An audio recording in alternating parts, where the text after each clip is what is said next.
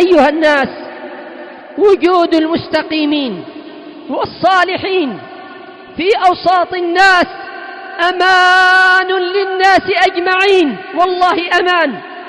وجود الصالح في المجتمع أمان للناس.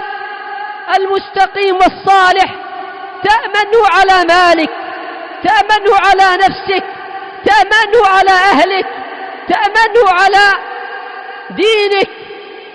المستقيم استقام لسانه فلا يؤذيك بلسانه، واستقامت يداه فلا يؤذيك بيده، واستقام قلبه فأنت في أمان من غوائله وشروره.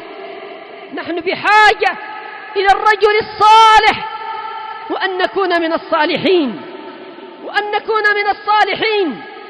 النبي صلى الله عليه وعلى آله وسلم يقول: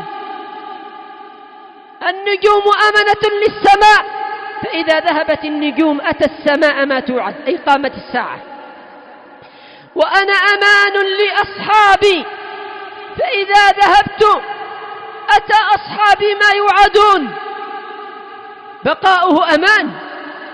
خير نبي أرسل، عهد نبوة ورسالة، فكانوا في عز وأمان وخير وفلاح ونصر وتمكين. وأصحابي أمنة لأمتي، فإذا ذهب أصحابي أتى أمتي ما يوعد. عهد الصحابة خير العهود، زمن الصحابة خير الأزمنة، زمن القوة، زمن الإيمان، زمن العمل الصالح، زمن الظفر والنصر والتمكين، زمن السنة والاتباع، زمن الصفاء والنقاء، زمن العز.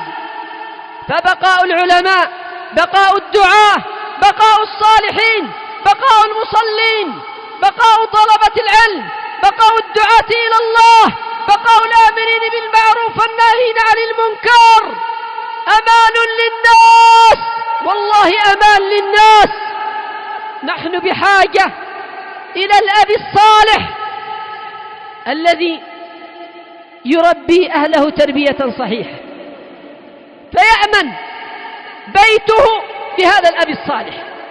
بحاجة إلى الأم الصالحة والزوجة الصالحة التي تكون سببا لصلاح أبنائها وذريتها. بحاجة إلى الولد الصالح الذي تقر به عين أبيه وأمه وعين مجتمعه.